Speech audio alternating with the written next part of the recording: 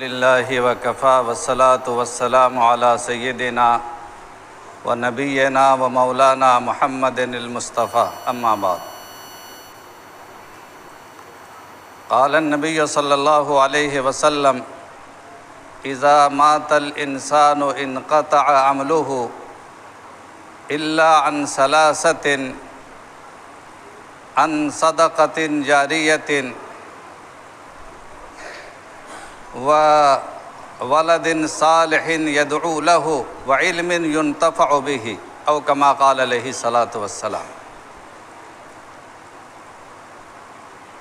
دوستو، بزرگوں، علماء کرام، برادران اسلام، عزیزان ملت، اور خاص طور سے ہمارے بزرگ مہمان اور ہندوستان کے ایک معتبر، مستند، قابل اعتماد عالم دین، صاحب قلم، صاحب تصنیف، صاحب انشاء، صاحب فکر و نظر، حضرت مولانا مفتی ثناء الہدیٰ صاحب قاسمی دامت برکاتہم کا میں شکر گزار ہوں۔ آپ تمام حضرات یہاں تشریف لائے اور وقت کے اس اہم اور حساس مسئلے پر آپ نے اپنی ایمانی غیرت کا ثبوت دیا۔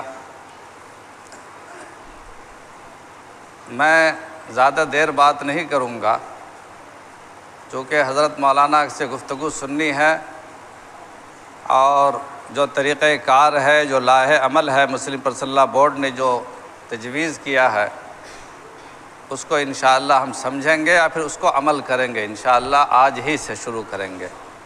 10 منٹ میں آپ سے بات کرتا ہوں۔ دوستو، دشمن ہمیشہ آپ کی زندگی کا پتہ چلانا چاہتا ہے کہ آپ کتنے زندہ ہیں یا آپ کتنے مردہ ہیں، اور وہ ہمیشہ آپ کی نبض پر ہاتھ رکھے گا کہ دیکھیں اس میں حرارت کتنی ہے۔ اگر اسے پتہ چل جائے گا کہ آپ میں زندگی نہیں ہے تو آپ کے خلاف وہ کوئی بھی قدم اٹھا سکتا ہے۔ ہر حساس مسئلے پر جب اس طرح کا کوئی مسئلہ امت کے سامنے پیش آئے، امت کو، چاہے وہ علماء ہوں، چاہے اصحاب دانش ہوں، چاہے اصحاب مال ہوں، چاہے کسی بھی طبقے سے تعلق رکھتے ہوں، اپنی زندگی کا ثبوت دینا چاہیے اور آگے بڑھ کر حصہ لینا چاہیے، تاکہ معلوم ہو کہ ہم زندہ ہیں، ہم ایک ہیں، ہم متحد ہیں۔ ہمارے درمیان اختلافات ہیں اور رہیں گے۔ یہ امت کبھی اختلاف سے پاک نہیں رہی ہے اور نہ رہے گی۔ صحابہ میں اختلافات ہوئے، تو جب صحابہ جیسی مقدس جماعت میں اختلافات ہو سکتے ہیں، فکر اور نظر کی بنیاد پر، علم اور دلیل کی بنیاد پر، نفسانیت کی بنیاد پر ان کا اختلاف نہیں تھا، لیکن اختلاف تھا، تو اس امت کو بھی اتفاق کے ساتھ اور اختلاف کو ختم کر کے جوڑنا ممکن نہیں۔ ہمیں اپنے اختلاف کو باقی رکھ کر اتفاق پر قائم ہونا ہے۔ ہمیں اپنے اختلافات کو باقی رکھتے ہوئے ایک پلیٹ فارم پر جمع ہونا ہے۔ ہمیں اپنا تشخص، اپنی پہچان اور اپنی فکر کو باقی رکھتے ہوئے کام کرنا ہے، اس کام میں ہمیں آگے بڑھنا ہے۔ حضرت علی، حضرت امیر معاویہ میں اختلاف تھا، اتفاق سے پڑوس کی دشمن طاقت کو پتہ چلا کہ حضرت علی کمزور پڑ گئے ہیں اور حضرت امیر معاویہ ان کے مخالف ہیں، باغی ہیں، ان کے خلاف جنگ شروع کر چکے ہیں، تو حضرت علی کے ملک کے، ان کی سلطنت کے ایک حصے پر قبضہ کرنے کا ارادہ کیا اس نے۔ جب یہ خبر حضرت امیر معاویہ کو معلوم ہوئی کہ پڑوس کا دشمن ملک حضرت علی کی سلطنت کے ایک حصے پر قبضہ کرنا چاہتا ہے، تو حضرت علی کرم اللہ وجہہ سے اس کا تعلق تھا، حضرت امیر معاویہ سے کوئی تعلق نہیں تھا، لیکن حضرت امیر معاویہ نے خط لکھا اور کہا کہ اگر مجھے معلوم ہوا ہے کہ تم نے ایسا ارادہ کیا ہے، اگر تم ایسا ارادہ کر کے آگے بڑھو گے تو حضرت علی کے لشکر میں سب سے آگے بڑھ کر تم سے جنگ لڑنے والا جو انسان ہوگا وہ امیر معاویہ ہوگا۔ دوستو، متحد ہونے کی ضرورت ہے۔ متحد ہو تو بدل ڈالو سیاست کا نظام، منتشر ہو تو مرو شور مچاتے کیا ہو۔ یہ وقف ترمیمی بل، وقف تو ہمارے پاس صدیوں سے چلا آ رہا ہے۔ سرکار دو عالم صلی اللہ علیہ وسلم نے خود وقف فرمایا۔ حضرت عمر ابن خطاب رضی اللہ تعالیٰ عنہ نے سب سے قیمتی باغ جو ان کو سب سے پسند تھا وہ باغ آپ نے وقف فرمایا اللہ کے نبی صلی اللہ علیہ وسلم کے حکم سے، اشارے سے۔ حضور اکرم علیہ الصلاۃ والسلام سے کہا کہ یہ باغ مجھے سب سے زیادہ پسند ہے، سب سے زیادہ قیمتی مال ہے، میں کیا کروں؟ حضور اکرم علیہ الصلاۃ والسلام نے فرمایا کہ اسے وقف کر دو۔ اور اس دن پہلی مرتبہ سرکار دو عالم صلی اللہ علیہ وسلم نے ارشاد فرمایا تھا کہ یہ وقف ہے، اسے بیچا نہیں جائے گا، اسے کسی کو گفٹ میں نہیں دیا جائے گا، اس پر کوئی تصرف نہیں کیا جائے گا، یہ عامت المسلمین کے لیے رہے گا اس کا نفع۔ حضرت عمر نے جب وقف فرمایا تھا۔ حضرت جابر بن عبداللہ رضی اللہ تعالیٰ عنہ صحابی رسول فرماتے ہیں کہ مہاجرین اور انصار میں سے کوئی ایک انسان بھی ایسا نہیں ہے جو میں جانتا ہوں جس نے وقف نہیں کیا ہے۔ پہلے ایک مزاج تھا وقف کا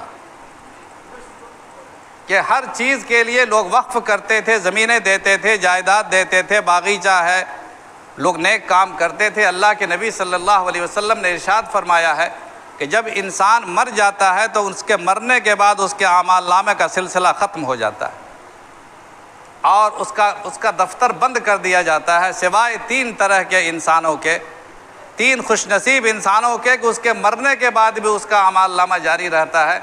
اس میں ایک صدقہ جاریہ ہے، ایک نیک اولاد ہے جو اس کے لیے دعا کرتی رہے، اور ایک علم ہے جس سے لوگ بعد میں بھی استفادہ کرتے رہے، فائدہ اٹھاتے رہے۔ تو سب سے پہلے نمبر پر صدقہ جاریہ سے مراد یہ اوقاف ہے، کنواں کھدوانا، زمین وقف کرنا مسجد یا مدرسے کو، یا مسافر خانہ بنوانا وغیرہ وغیرہ، بہت سی مثالیں۔ یہ تاریخ رہی ہے، مسلمانوں نے ہندوستان میں بھی 1000 سال سے زیادہ حکومت کی اور ہر دور میں اہل خیر نے وقف کیا۔ یہ ساری پراپرٹی جو لاکھوں ایکڑ میں ہے ہندوستان میں، وہ کسی دوسرے کی نہیں، وہ ہماری پراپرٹی ہے، وہ مسلمانوں نے وقف کیا ہے، مسلمان اہل خیر نے وقف کیا ہے اور صدیوں سے ہمارے پاس موجود ہے۔ انگریزوں نے سب سے پہلے 1923 عیسوی میں ایک مسلم وقف ایکٹ بنایا تھا تاکہ اس وقف ایکٹ کے تحت ان تمام اوقاف کا تحفظ کیا جا سکے۔ ہندوستان کے آزاد ہونے کے بعد پھر باقاعدہ وقف ایکٹ تیار ہوا اور پھر وقف کونسل قائم ہوئی، سینٹرل وقف کونسل قائم ہوئی، بیچ میں کئی ترمیمات ہوئی ہیں، مگر ان تمام ترمیمات کا مقصد یہ تھا کہ اوقاف کو کیسے محفوظ کیا جائے، قابضین کے قبضے سے، غاصبوں کے قبضے سے کیسے اس کو نکالا جائے، کیسے اس کو زیادہ سے زیادہ بہتر بنایا جائے۔ لیکن آج جو وقف ترمیمی بل پیش کیا گیا ہے حکومت کے ایوان حکومت میں، وہ بدنیتی پر اور بدخواہی پر مبنی، وہ کوئی ترمیم ایسی نہیں ہے کہ وقف کا تحفظ مقصود ہو، بلکہ اس کا مقصد یہ ہے کہ وقف کو کس طرح سے برباد کیا جائے۔ مثال کے طور پر اس حکومت کی سب سے بڑی بدنصیبی یہ ہے کہ مسئلہ ہمارا ہے، مسئلہ مسلمانوں کا ہے اور مشورہ دوسروں سے لیتے ہیں۔ یہ واضح طور پر یہ مذہب میں مداخلت ہے۔ چاہے طلاق کا مسئلہ اس سے پہلے آیا تھا، مسلم پرسنل لا بورڈ میں ترمیم کا مسئلہ آیا تھا، یا یہ وقف بورڈ کا مسئلہ ہے، یہ مشورہ صرف مسلمانوں سے نہیں بلکہ سب سے لیتے ہیں۔ پھر سب کو مشورہ دینے کا کیا اختیار بنتا ہے؟ ہمارا مسئلہ ہے، ہمارا پرسنل چیز ہے، ہم سے آپ رائے لیجئے، ہم میں زیادہ تر جو لوگ جس کو ووٹ دیں اس کے مطابق کام کریں، مگر یہ ان کی پالیسی ہے۔ ان کا جو اپنا معاملہ رہے گا تو اس میں ہم لوگوں سے مشورہ نہیں لیتے ہیں، لیکن ہمارے معاملے میں یہ سب سے مشورہ لیتے ہیں، یہ ان کی پالیسی ہے۔ تو اس حکومت نے جو بنایا ہے قانون، یہ سارے کے سارے قوانین ہمارے مذہب میں مداخلت ہیں۔ مثال کے طور پر ان لوگوں نے ایک قانون یہ بنایا ہے کہ کوئی انسان زبان سے وقف نہیں کر سکتا، تحریری وقف ہونا چاہیے، جبکہ شریعت میں ایسا کوئی قانون نہیں، زبان سے وقف ہوتا ہے۔ پہلے زمانے میں زبان سے ہی کتنے لوگوں نے اوقاف کیے تھے، بعد میں اس کا اندراج سروے میں ہوا، اس کا کوئی قبالہ موجود نہیں ہے، قبرستان کے لیے وقف کیا لوگوں نے۔ یہ قانون بنانا ان کے اختیار میں کب سے آ گیا؟ ایک قانون انہوں نے یہ بنا، ترمیم اس میں یہ کی ہے کہ کوئی مسلمان جب تک کہ 5 سال تک با کردار اور با ایمان مسلمان نہ رہا ہو اس کا وقف معتبر نہیں ہے۔ یعنی 5 سال تک آپ صاحب کردار ایماندار مسلمان ہیں تو آپ وقف کر سکتے ہیں۔ اگر آپ نے 2 دن پہلے یا 1 سال پہلے آپ نے اسلام قبول کیا ہے تو اس اسلام قبول کرنے والے شخص کو وقف کرنے کا کوئی اختیار نہیں ہوگا۔ یہ بھی شریعت میں ترمیم ہے، شریعت کا مقابلہ ہے، شریعت میں ایسا کوئی دستور نہیں۔ انہوں نے ایک قانون یہ بنا ترمیم یہ پیش کی ہے کہ کوئی غیر مسلم وقف نہیں کر سکتا ہے۔ حالانکہ پہلے زمانے میں سے مسئلہ چلا آ رہا کہ کوئی غیر مسلم بھی اگر ثواب کی نیت سے کوئی چیز دینا چاہے تو دے سکتا ہے، مسجد میں دے سکتا ہے، مدرسے میں دے سکتا ہے، خانقاہ میں دے سکتا ہے، مزارات کے لیے دے سکتا ہے، لیکن انہوں نے کہا کہ کوئی غیر مسلم وقف نہیں کر سکتا۔ پتہ یہ چلا ہے کہ یو پی میں بہت سارے اوقاف ایسے ہیں جو غیر مسلموں کے دیے ہوئے ہیں، ان کو ان تمام اوقاف کو خالی کرانا ہے۔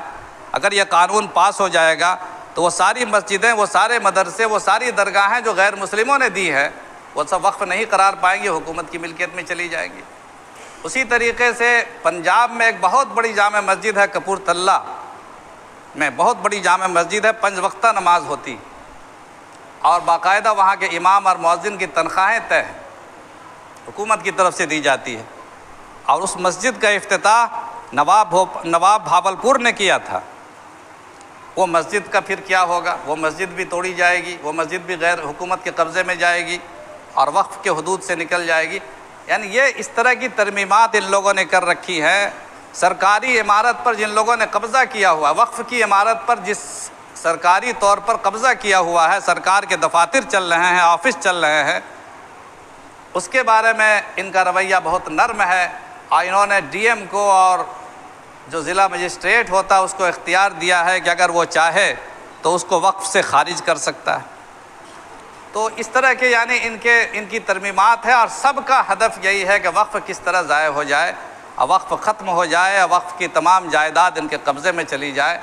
تو اس بار جو حکومت بنی ہے کیونکہ اتنی مضبوط نہیں ہے اور اپوزیشن مضبوط ہے، اس کے احتجاج کے ڈر سے، اس کے احتجاج کی بنا پر یہ بل پاس نہیں ہو سکا، اور مسلمانوں سے رائے لی جا رہی ہے وقف اس کمیٹی کی جانب سے جو کمیٹی کے پاس وہ بل ہے، مشترکہ پارلیمانی بورڈ کے پاس، کہ آپ لوگ اپنی رائے دیں کہ آپ اسے قبول کرتے ہیں کہ نہیں قبول کرتے ہیں۔ ان حالات میں یہ بتائیے کہ اگر یہ بل پاس ہو جائے گا تو ہمارا وقف بورڈ محفوظ رہے گا؟ آپ بتائیے۔ جو یہ چھوٹی چھوٹی 100 ترمیمات ہیں، 1995 میں جو ترمیم کی گئی اور 2013 میں جو ترمیم کی گئی، ان ترمیمات میں اس کی صراحت موجود ہے کہ وقف کو بیچا نہیں جائے گا، وقف کو ہدیہ نہیں کیا جائے گا، وقف پر کوئی قبضہ نہیں کیا جائے گا، اور باقاعدہ سرکاری قبضے میں جو عمارتیں ہیں اس کے بارے میں اس وقت کی حکومت نے یہ لیٹر جاری کیا تھا کہ تمام سرکاری مقبوضات کو جو وقف کی چیزیں ہیں خالی کی جائیں یا آج کے ریٹ سے اس کا کرایہ طے کیا جائے، جو اس وقت کی حکومت نے کیا تھا۔ لیکن آج اس طرح کے 20 سال کی جیسے سزا ہے، اس میں قانون میں ایک شق یہ ہے کہ جو آدمی 20 سال سے ناجائز قبضہ کیے ہوا ہو کسی وقف کی جائیداد پر، اس کو آپ چیلنج نہیں کر سکتے عدالت میں۔ پہلے غیر ضمانتی وارنٹ جاری ہوتا تھا، اس کو بھی خارج کر دیا گیا ہے۔ اس طرح سے تمام رجحانات، 100 ترمیمات مشہور ہے، 40-41 نہیں ہے بلکہ 100 ترمیمات، بلکہ اس سے بھی زیادہ ترمیمات کی گئی ہیں، اور ان سب کا ہدف یہ ہے کہ اس وقف کو ضائع کیا جائے، مسلمانوں کے وقف کی پراپرٹی ختم کی جائے۔ اور آج مسلمانوں کے وقف کی پراپرٹی ہے، کل یہ قانون آئے گا کہ مسلمانوں نے جن مندروں کو، جن عبادت گاہوں کو، غیر مسلموں کی عبادت گاہوں کو جو زمینیں دی ہیں، جب غیر مسلم کا وقف کرنا معتبر نہیں ہے تو مسلمانوں نے جو وقف کیا ہے پراپرٹی، خود عالمگیر اورنگزیب رحمۃ اللہ علیہ نے سینکڑوں ہزاروں ایکڑ زمین مندروں کو وقف کیا ہے، باقاعدہ اس کا ریکارڈ موجود ہے۔ تو حکومت کیا کرے گی؟ ان مندروں سے بھی وہ زمین چھین لے گی۔ تو یہ وقف صرف مسلمانوں کے خلاف نہیں ہے، یہ ہندوؤں کے بھی خلاف ہے، یہاں کی اقلیتوں کے بھی خلاف ہیں، یہاں کے تمام انسانوں کے خلاف ہے۔ ہماری اپنی پراپرٹی ہے، اپنی پراپرٹی دوسروں کو دینے کا دوسرے کو کیا اختیار بنتا ہے؟ تو اس لیے ہمیں اس بل کی مخالفت کرنی ہے۔ یہ اجلاس اسی کے لیے بلایا گیا ہے، اور جو مسلم پرسنل لا بورڈ نے ایک طریقہ تجویز کیا ہے کہ جو چیئرمین ہے مشترکہ پارلیمانی بورڈ کا، اس چیئرمین کو ای میل کے ذریعے اپنی مخالفت پہنچائیں۔ اس کا ٹائم 12 ستمبر تک ہے، اسی کے دوران ہمیں یہ کام کرنا ہے۔ اور جو لوگ انٹرنیٹ یا موبائل کے ماہر لوگ ہیں، بچے، ہمارے نوجوان لڑکے، وہ اپنے طور پر رضاکارانہ طور پر اپنے آپ کو پیش کریں، مختلف بستیوں میں، مختلف گاؤں میں، مختلف محلوں میں خود اپنے طور پر جائیں، یا لوگوں کا ای میل بنا کر کے ان کے پاس ان کے آدھار کارڈ کی روشنی میں، ان کی شناخت کی روشنی میں، اس ای میل کی روشنی میں وہ جلد سے جلد اس پیغام کو پہنچائیں جو مسلم پرسنل لاء بورڈ نے ایک مضمون تیار کیا ہے۔ مولانا اس کی تفصیل بتائیں گے انشاءاللہ۔ ہم سب لوگ اس بل کو مسترد کرتے ہیں یا نہیں؟ کرتے ہیں، مسترد کرتے ہیں۔ ہمیں یہ بل منظور نہیں ہے، اور اس طرح کا کوئی بل جو ہمارے اوقاف کے تحفظ کے لیے خطرہ بن جائے، ہم آنے والے بھی اس طرح کے تمام بلوں کی مخالفت کرتے ہیں۔ اللہ تعالی ہماری حفاظت فرمائے، ہمارے اوقاف کی حفاظت فرمائے، اور ہمارے مسلم پرسنل لاء بورڈ اور علماء کی حفاظت فرمائے، ان مدرسوں کی حفاظت فرمائے، مسجدوں کی، درگاہوں کی، خانقاہوں کی اللہ پاک حفاظت فرمائے، اور کہنے سے زیادہ اور سننے سے زیادہ عمل کی توفیق عطا فرمائے۔ آج سے یہ کام شروع ہوگا، مولانا بتائیں گے، اور کل سے ہنگامی طور پر اپنے اپنے علاقے میں جا کے انشاءاللہ اس کام کو کرنا ہے۔ وآخر دعوانا ان الحمد للہ رب العالمین۔